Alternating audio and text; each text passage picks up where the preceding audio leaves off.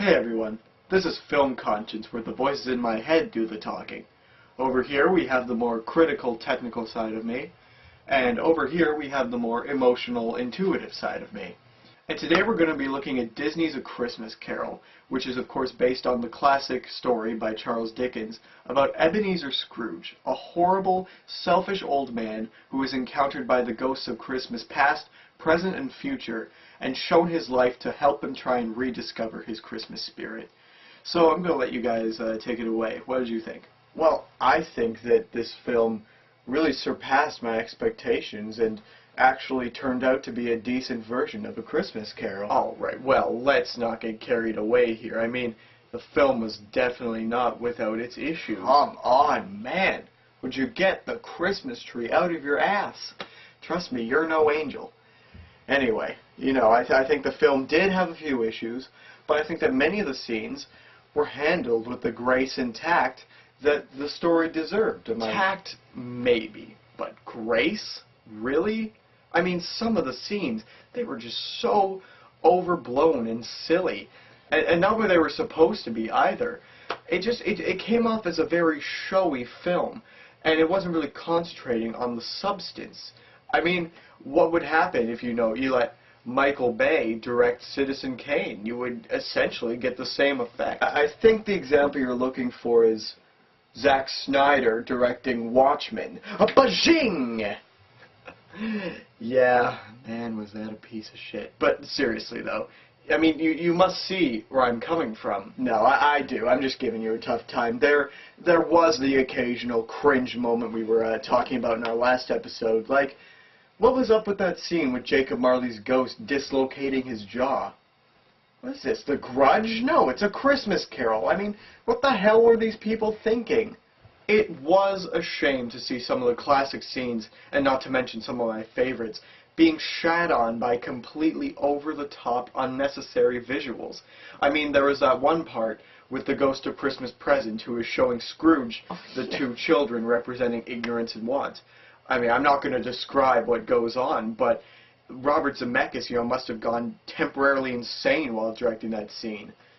Either that or, Tim Burton's Demon Spawn took over. I want to talk about the visual style, actually, yeah. Which, Zemeckis has used in Beowulf and Polar Express, because it's kind of a controversial issue among filmmakers and audience members alike. So, I mean, what is there to say?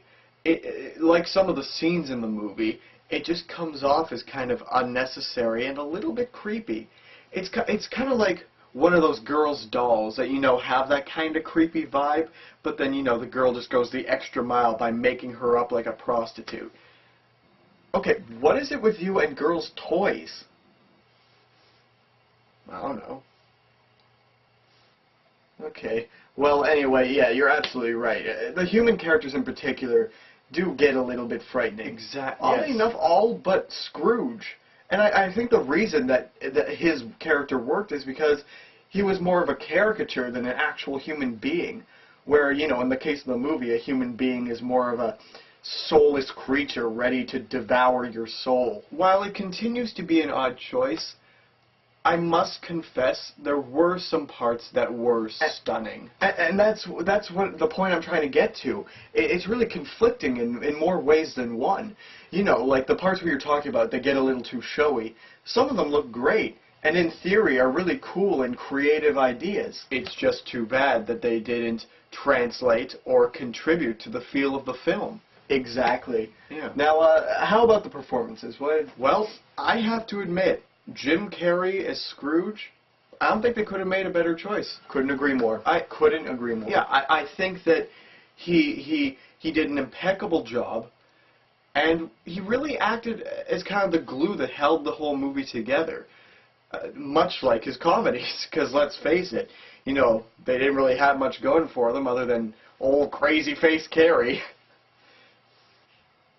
In all seriousness, though, I think that Jim Carrey's performance really helps accentuate some of the more of the beautiful moments in the film. Mm-hmm. For example, the first time the Ghost of Christmas Future comes, man, that scene still sticks with me.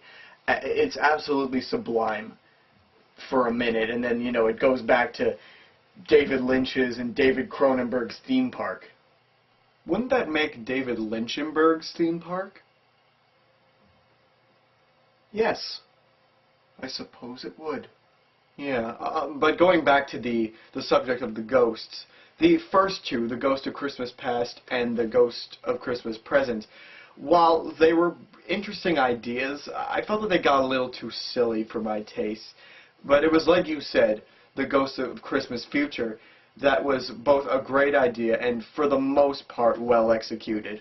Now, Gary Oldman was in this too, and this is where it gets a little interesting for me, because I freaking love Gary Oldman, but when it came to him playing Jacob Marley, keeping in mind, of course, that he's a tormented ghost, it still managed to get a tad over the top. I don't know how. His Bob Cratchit, on the other hand, while he didn't get a lot of screen time, that was also a terrific performance. Albeit it was a little ruined by the fact that his character looked like a rapist, as if designed by J.R.R. Tolkien. And also, you know, Gary Oldman played Tiny Tim. Yeah, the less said about that, the better. Yeah, I suppose you're right, yeah. Alright, you guys, thank you very much. I think I've got enough here. Thank you very much. Alright, happy holidays, man.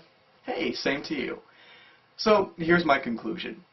Disney's A Christmas Carol is riddled with some poor choices, mostly consisting of showing off the sometimes awkward animation. While there are parts that look great, most of them come off as entirely pointless. That being said, however, the parts they get right are astounding. The scenes that stay truer to the mood of a spiritual journey get you really emotionally invested, and with the help of Jim Carrey's great performance, I actually find myself wanting to see this movie again, and I would recommend it to anyone to see it at least once. So it may not work as a whole, but there are parts that are nearly masterful. This has been Film Conscience, where the voices in my head do the talking. Happy holidays, everyone.